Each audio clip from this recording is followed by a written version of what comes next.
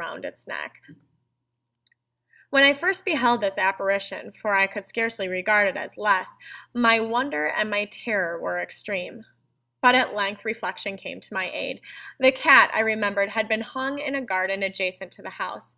Upon the alarm of fire, this garden had been immediately filled by the crowd, by someone of whom the animal must have been cut from the tree and thrown through the open window into my chamber. This had probably been done with the view of arousing me from sleep.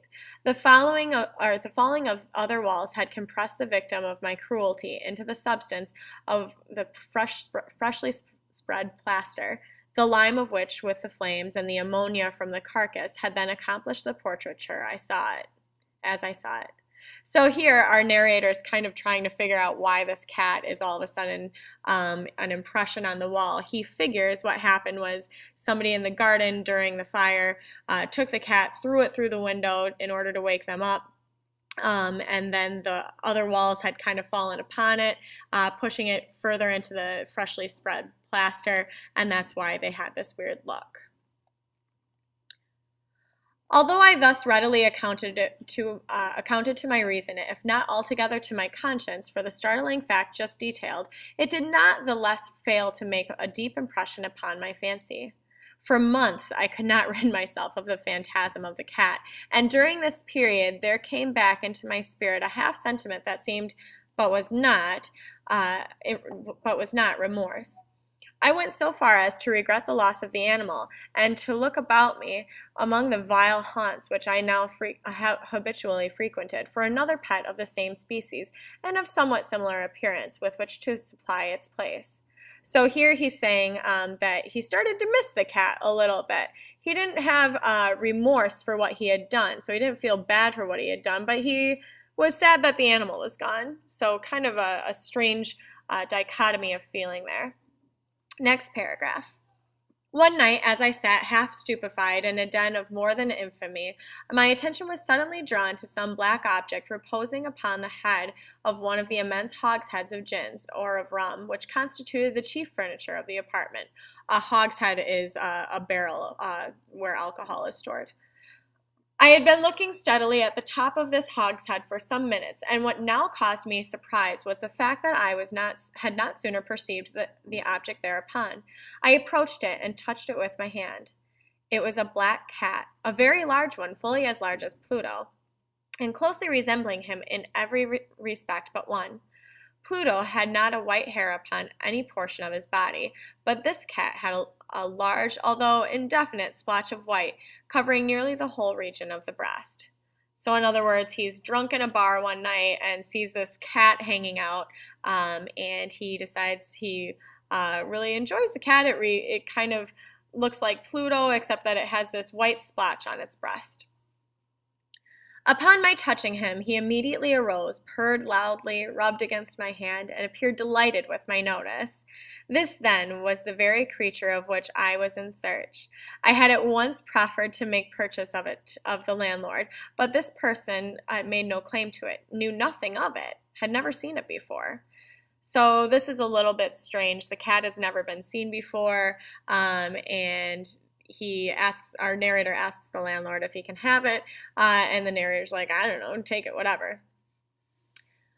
I continued my caresses, and when I prepared to go home, the animal evinced a disposition to accompany me.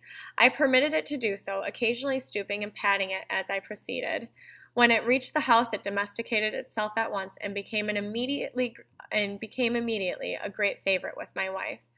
So in other words, he's really excited to take this cat home. It follows him the whole way, and his wife even loves it when he gets there. For my own part, I soon found a dislike to it arising within me. Okay, big surprise. So he gets another cat just like the one that he hung, and now he doesn't like this cat this much. Weird. This was just the reverse of what I had anticipated, but I know not how or why it was. Its evident fondness for myself rather disgusted and annoyed me, so he hates that the cat loves him. By slow degrees, these feelings of disgust and annoyance rose into the bitterness of hatred. I avoided the creature, a certain sense of shame and the remembrance of my former deed of cruelty preventing me from physically abusing it. I did not for some weeks strike or otherwise violently ill-use it, but gradually, very gradually. I came to look upon it with unutterable loathing, and to flee silently from its odious presence as from the breath of a pestilence. So, in other words, he keeps avoiding the cat at all costs because he has begun to just hate it, beyond belief hate it. He doesn't want to hurt it, so he has to avoid it at all costs. What added, no doubt, to my hatred of the beast was the discovery on the morning after I brought it home that, like Pluto, it also had been deprived of one of its eyes. So kind of funny that he didn't notice that right away, but remember when he saw the cat in the bar, he was pretty inebriated and he didn't realize that it only had one eye. This circumstance, however, only endeared it to my wife, who, as I have already said, possessed in a high degree that humanity of feeling which had once been my distinguishing trait and the source of many of my simplest and purest pleasures. So, in other words, his wife really enjoyed that fact that it only had the one eye, just like Pluto. With my aversion to this cat, however, its partiality for myself seemed to increase. It followed my footsteps with a pertinacity which it would be difficult to make the reader comprehend. Whenever I sat, it would crouch beneath my chair or spring upon my knees, covering me with its loathsome caresses. If I arose to walk, it would get between my feet and thus nearly throw me down, or, fastening its long and sharp claws in my dress, clamber in this manner to my breast. At such times, although I longed to destroy it with a blow, I was yet withheld from doing so, partly by a memory of my former crime, but chiefly, let me confess it at once, by absolute dread of the beast. So he feels like he can't kill it just because he dreads it so much. He doesn't want to be around it even to kill it. And of course, he says at the beginning with my aversion. So if you have an aversion to something, it's like a disgusted avoidance. With his aversion to the cat just seems to like him more and more. This dread was not exactly a dread of physical evil, and yet I should be at a loss how otherwise to define it. I am also almost ashamed to own, yes, even in this felon's cell.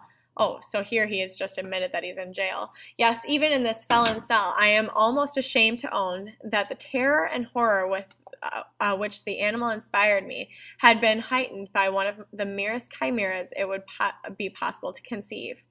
My wife had called my attention more than once to the character of the mark of the white hair, of which I have spoken, and which constituted the sole visible difference between the strange beast and the one I had destroyed.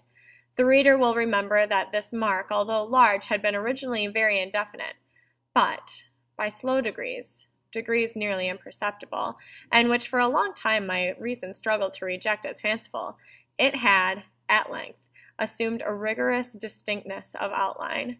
It was now the representation of an object that I shudder to name, and for this, above all, I loathed and dreaded, and would have rid myself of the monster had I dared. It was now, I say, the image of a ghastly thing, of the gallows. Oh, mournful and terrible engine of horror and of crime, of agony and of death. So this is kind of a confusing paragraph, but to just sum it up, he's told us that he's in jail. We've already found out before that he was going to be that he's going to die tomorrow. So we're not really sure why, but he's in jail. He's supposed to die tomorrow. And then we have mention at the end that the white patch on the cat's chest looks like the gallows, where people who are being put to death are hung. So we're starting to piece together that he's going to be executed tomorrow, but we're not really sure why. And now I was indeed wretched beyond the wretchedness of mere humanity, and a brute beast whose fellow I had contemptuously destroyed, a brute beast to work out for me, a man fashioned in the image of the high God, so much of insufferable woe. Alas! Neither by day nor by night knew I the blessing of rest any more. During the former, the creature left me no moment alone, and in the latter I started hourly from dreams of unutterable fear to find the hot breath of the thing upon my face, and its vast weight an incarnate nightmare that I had no power to shake off, incumbent eternally upon my heart. So, in other words, he is expounding more and more on how this cat is just insufferable. He can't deal with this cat being around at all. During the daytime, the cat won't leave him alone, and at night, the thing is sleeping on his face. Beneath the pressure of torments such as these, the feeble remnant of the good within me succumbed. Evil thoughts became my sole intimates, the darkest and most evil of thoughts. The moodiness of my usual temper increased of hatred to all things and of all mankind, while from the sudden, frequent, and ungovernable outbursts of fury to which I now blindly abandoned myself, my uncomplaining wife, alas, was the most usual and the most patient of sufferers. So he's talking here about how he's become more and more moody, more and more cruel, and his wife is still by his side and trying to make him better.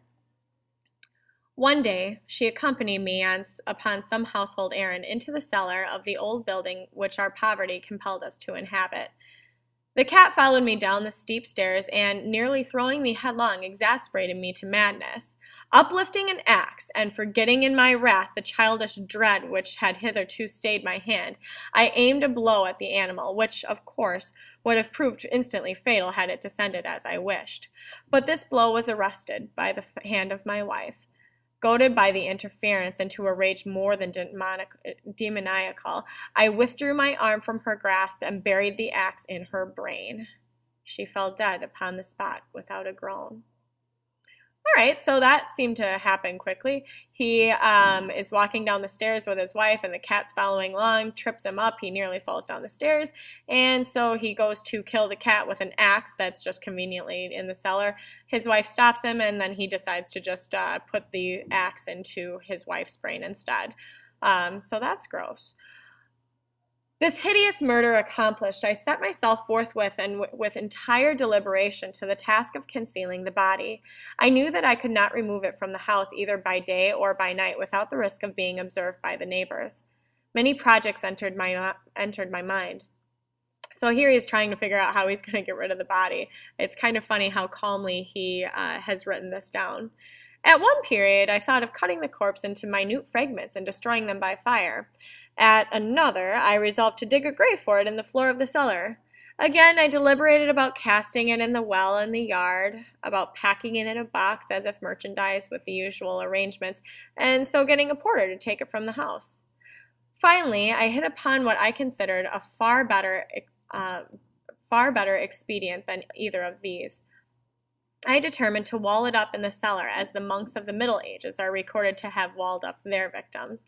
All right, so this should really ring true and make you think of the cask of Amontillado. So our narrator is like, how am I going to get rid of this body? I could do this, I could do that. Maybe I will just wall it up in the cellar. He makes a mention here to the monks of the Middle Ages. What he means there is monks in the Middle Ages would take either monks or nuns who had broken their vows of chastity and wall them up alive into the walls of the monastery as punishment. They'd be given a little bit of water, a little bit of food, and then they would just be left in there. That was also common of the Romans with their Vestal Virgins.